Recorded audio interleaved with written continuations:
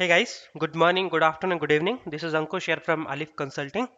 Welcome back in our partner enablement video series. In today's video, we're going to talk about how to design and build a container solution with multi-tenant AKS and application gateway. Now in this video, we're going to talk about the basic understanding of Kubernetes. We're going to talk about the benefits, and then we're going to talk about what is the application gateway is and what are the benefits. And then we're going to talk about the one of the reference architecture, which we will be going to show you in this video. And then there's a few considerations and which we're going to follow, and at the later on I will be going to show you one demo how you can deploy a multi-tenant application inside the AKS. Now let's start with the introduction. So as we know, AKS Kubernetes is completely a open source container orchestration platform, basically designed by Google, and it's basically used to automate the deployment, scaling, and management of containerization application. And another thing is Kubernetes make it easy to deploy and operate the application in a service architecture. It does so that by creating an abstraction layer of top of a groups of hosts, so that deployment team can deploy the application and let Kubernetes manage the below the activity like controlling the resource consumptions, spreading the application load across the infrastructure, automatic load balancing, monitoring, moving the application from one host to another host, automatic leveraging the additional resources available when the new host is deployed or added into the cluster, easily performing candidate deployment and rollbacks. So these are the some of the this activities which Kubernetes perform automatically, and it's completely open source. In Kubernetes, how exactly structure looks like? So Kubernetes have a two node. One is called a master node, another one called the uh, worker node. So what is the difference between master and worker node? So the master is basically something which is controlling everything, uh, all the deployments, all the schedulers, everything will be taken care by the master node. And then other node basically, which are the worker node, is there basically which allow us to host the application as a port. So every application deploy inside the node called as a ports. And then we have a API server in between them which allow us to give the admin access as well as allow us to have the interaction between master and the worker nodes. Well, the benefits of Kubernetes, there's a lot of tons of benefits of having the Kubernetes. Other application creation and deployment, continuously deployment, integration, and deployment. So any kind of CI/CDs you can do it. It's purely and it's basically fully integrated with the Azure DevOps. You can use that and you can do CI/CD there. Dev and ops separation of the concerns. That's something you can do. Uh, then you do have like cloud and OS distribution portabilities. It can run on any of the operating system. It can run on Red Hat, CentOS, on-premise, public cloud, private cloud, anywhere you can run it. Application centric management, right? And then resource isolations and resource utilization. So these are the some of the benefits which Kubernetes give you, and it's allow you to run all of your application with microservice architecture. Because what happen when you eventually you run the application in the infrastructure, right? You run the application on server, you need to have the bunch of uh, all the components like the operating system, service, applications to require that application, right? But with the AKS, you just need to worried about hosting the application. The rest of the things you no need to be worried about, and you don't require all the multiple components to run an application. AKS only need the component which is required or important to run the application. That's where it allows you to give the better performance and having the resource uh, better and highly efficiency resource utilization for the VMs and the resources which is attached with the Kubernetes cluster, right?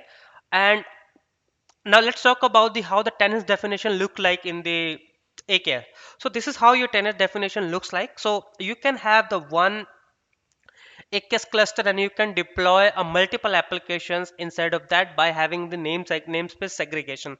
Now, what is the namespace? Inside a namespace, inside a Kubernetes, a namespace is a separate tenant. So let's take an example. If you have a tenant 1, tenant 2, or tenant 3 namespace, they are not going to be have a communicated to each other, right? They are not able to connect to each other in any way because the namespace which is there is providing them a logical segregation of the application, right? And that define a tenant definition inside the AKS. Now, how this is going to be help you to build and design the solution, right? How it can be help you to have a discussion with the client, right? Let's say customer have a 6 application or 7 application, and creating a 7 AKS cluster for those applications not a effective way, right? Because ultimately you might be having a resource not properly utilized with the one tenant or one with the one cluster, right? You might be having one application running on a one, then rest of the things has been running on a other, which is not a best practice and would not be allow you to fully utilize all the resources which has been attached with the Kubernetes. So that's where what you can do, right? You can resize or you can have multiple nodes connected with your AKS, and then you can have your logical separation using the namespace, and then you can deploy all of your resources inside that namespace also. So that's how you do a tenant definition or to do a tenant multi-tenant deployment inside the AKS. Application gateway is one of the load balancing solution. In our demo, I will not be going with the application gateway. I will be going with the load balancer, but the same way you can have the application gateway attached with the Kubernetes. You just need to rewrite your manifest file, and you need to define just need to replace the load balancer to the application gateway, and you will be able to have the application gateway with your solution. Application gateway work as an ingress controller with Kubernetes. It allow you to layer 7 protection for your web traffic which is coming to the AKS. It's also provide you the load balancing solution. It's also provide you the application level routing, and with the application gateway it's help you to manage the web traffic, and it's allow you to do a path based redirection from one URL to the specific port and another URL to the specific ports. That's something you can do, as well as this allow you to do the SSL termination also. Well, here are some of the benefits of having the application gateway: connection draining, SSL termination, web application firewall, multi-site hosting, redirection, auto scaling, session infinity, and static WIP. These are some of the features which are there in the application gateway. Now let's talk about the reference architecture. So this is how your reference architecture looks like, and this is one of the reference architecture which can help you to design more also. In this reference architecture, you will be you are seeing that in the left side you have two components. One is the application gateway, which providing you the WAF, and then you have a Bastion, and then you have a VM, and then you have a AKS cluster, and then you have a container registry, log analytic, key vault, and Azure storage account. Now you are also saying that there is a private endpoint. Now what is the use of having the private endpoints, right? Private endpoints allow you to enable the private communications between the resources, right? It's like Azure storage account, Azure Key Vault, Azure Container Registry, all of them are having a public endpoint to get connected. But let's say there is the PCDI complies, right? Customer is looking for hosting any kind of financial informations, or maybe any kind of banking solutions in this Kubernetes cluster, right? That's where what you can do, you can have your Kubernetes cluster deployed as a private, and you can have a private endpoint enabled on your storage Key Vault container to basically control the traffic, and have the traffic pass only between the virtual network. And then with the private endpoint you have the Azure private DNS integrated, which can help you to resolve the specific endpoints with the private endpoint, because when you have a private endpoint, it integrate the Azure internal DNS for that, and that's where a name resolution is required. So the DNS is a very important part when you're having the private endpoint, and you need to make sure your name should be resolved whenever you're having a private endpoint, because if your names are not getting resolved, uh, you might be having a connectivity failure issues with the private endpoint, right? And at the same time, if you are using your Active Directory domain service with the DNS, you may need to have a forwarder in the DNS so that they can reach out to the private DNS zones. Well, let's talk about the key components. So Azure Container is there, which basically allow you to host or add or add the images. The Kubernetes cluster is simply a solution which allow you to run multiple applications, doing the auto scalings and having the health monitoring, maintenance, stuff like that. Key Vault will be there to use this, store the secrets, passwords, certificates. You have application gateway which allow you to have the layer 7 protection with WAF, and then you can have the SSL offloading as well on top of that. And then you have another components like the Azure Bastion. So the Azure Bastion is fully managed PaaS services which allows you to have the connectivity with the VM running inside the virtual network. You have a virtual machines which is basically providing you the working as a managed VM and allow you to communicate with all of the other PaaS resources. You have a virtual network. Virtual network will be allow you to connect with all the resources to communicate internally. And then you have a network interface basically which is required with the VM so that the VM can connect with the or VM can attach with the virtual network. The disk, Azure managed disk, basically having the block level of storage attached with the VM. That's where the operating systems and the rest of the data get stored. And you have a blob storage which can be used and attached with the Kubernetes for non-persistent storage or the persistent storage, and that's where the Kubernetes can get a more storage whenever required. And then you have a private link. Private link allow you to access your PaaS services only with the internal network and allow only the private communication between the network only, right? So these are the components. Now let's talk about the performance considerations. There are the few performance considerations related to the AKS only, because the rest of the things basically you can manage. So let's say you are having a VM, so you need to make sure whatever you should be having a size for the minimum cores and CPU, because that VM is not going to have a much of the workload. That VM will be only used to manage the components or manage the run the command line tools. And then another consideration is performance consideration is always use a similar container image as is help you to create the faster builds. Similar smaller images are also less vulnerable to attack the vectors because of the reduced attack surface. So always use smaller container registry to images to host your application and have the minimum components which required to build the image or run the applications, right? Third, use the automatic scaling inside the AKS so that it can add or reduce the node whenever required. So let's take an example. You are not having the auto scaling, you are running with the 10 nodes cluster, but when you are hosting application, when your application is running, the 10 node is not fully consumed, right? You only having a 3 node or 4 node running at the time, but when the load is increased, the AKS need a more than 10 node, maybe 50 or 20 nodes, right? That's where a scaling can come in place, can help you to do the scaling. And with this one you can also save your cost, because when you don't need a load, you need a very less, your AKS cluster have a very less load, your nodes count will be get decreased and you can save your cost also. Monitoring, yes, you do have some of the considerations to do the monitoring on the solution.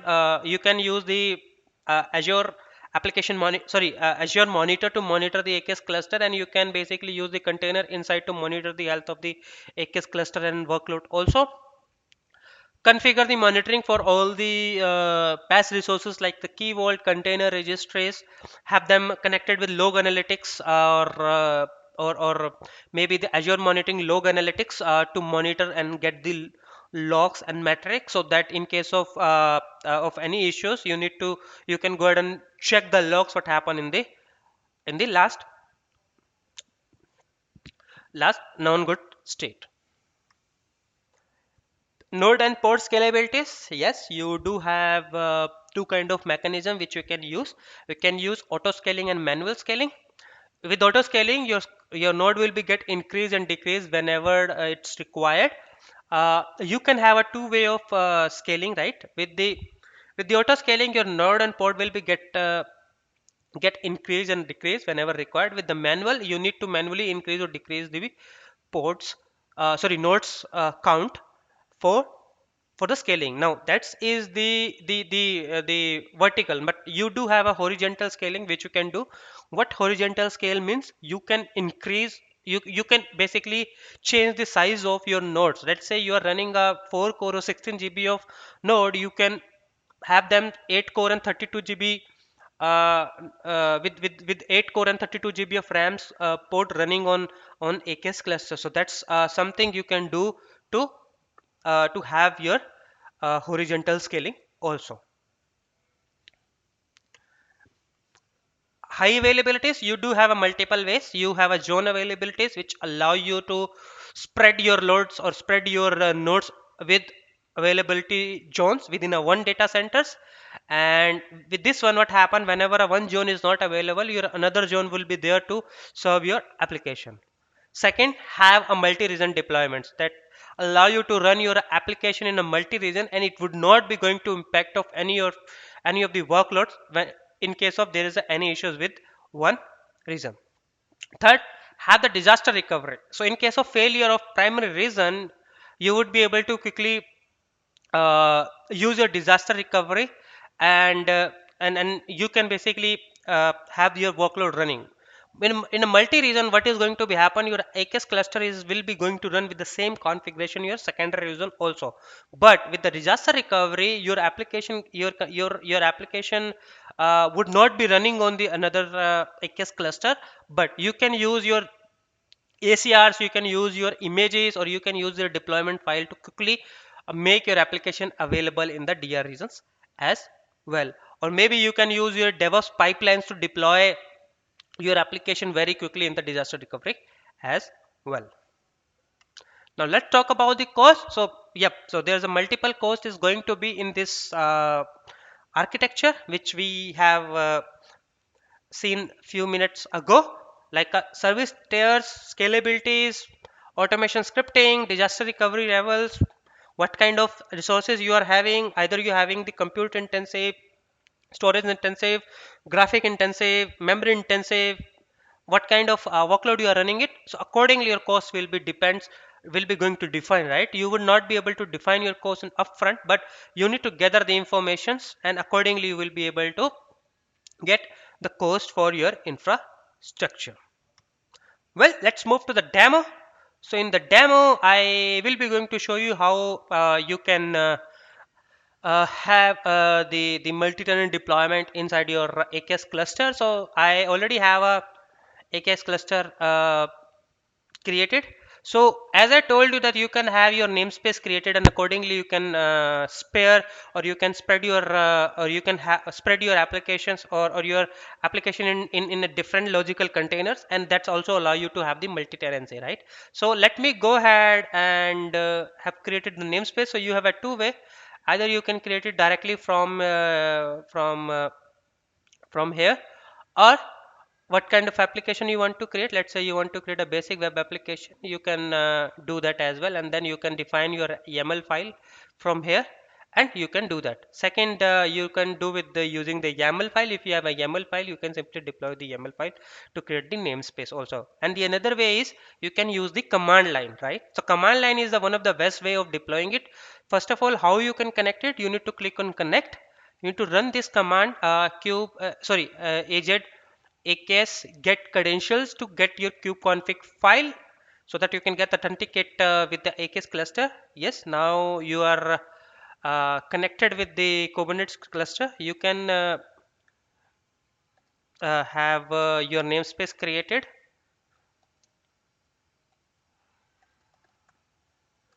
right? When your namespace is created, oops, sorry, I think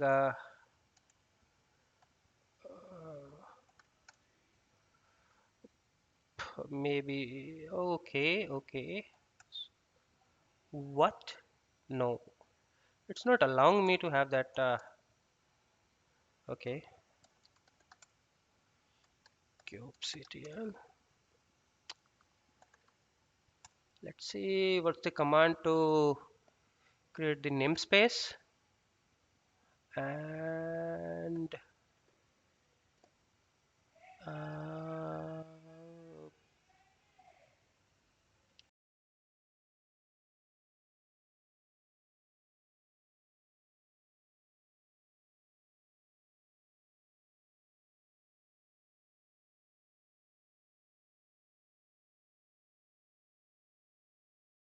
so it should be kubectl. I don't know. It's usually have namespace.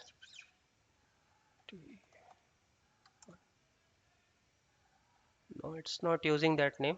But let me show you how you can do the deployment. So to have that, what you can do, right? In this one, I am.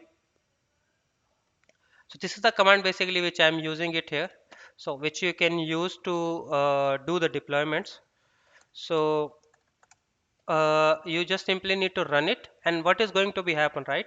When you run this command, it's going to download the all the files, and it will be going to deploy here. So in this one you will be able to see you will be able to some of the workload is running under the default namespace, because that's where they has been deployed, right? But if you really want to have, or if you want to create more deployments, that's something you can do. And that's something you can have that used, and have that using the the AKS, right?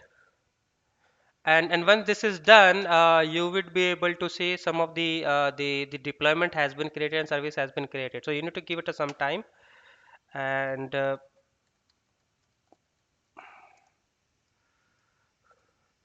that's where you can have your multi-tenancy enabled inside the namespace.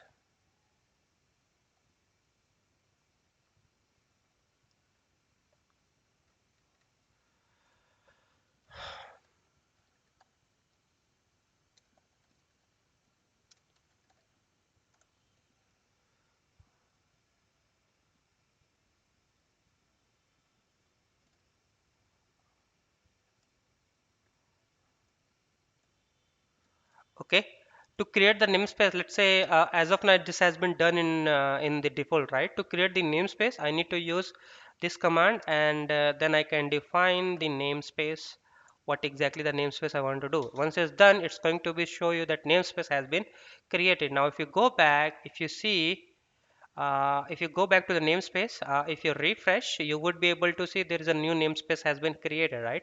Same way you can have your so as of now the default deployment which I had is in the default one, but let's say if you want to do it in a tenant one, right? So what you need to do, you just need to modify your command little bit. uh,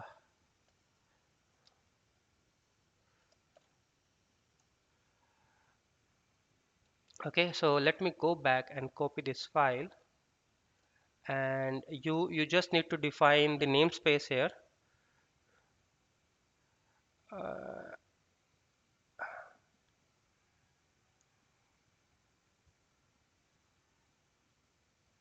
in the front of here.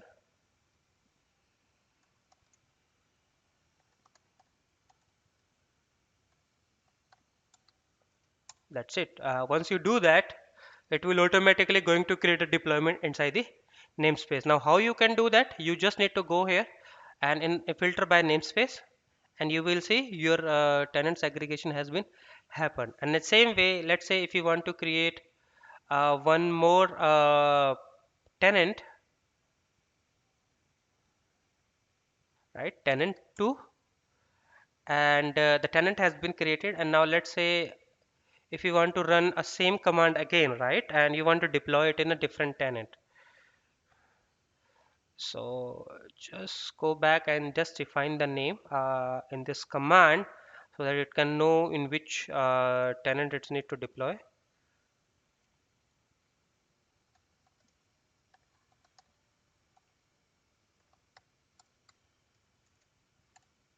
and that's it. Once you do that, it will be going to create a deployment in the tenant 2. It's like when you go into the tenant 2, you just need to refresh it to get this deployed, and you will be able to see a more deployment is coming into the tenant 2, right? And here it's in the tenant 2. So they don't actually they don't have any so they don't have a connection to each other. They are having a segregation between the name space. So that's how you can deploy a multi-tenant application or enable the multi-tenancy inside the AKS. Well, that's all in the demo. I hope you like this demo. If you like this video, please click on like and subscribe for more upcoming videos, and feel free to reach us if you need any help. Thank you.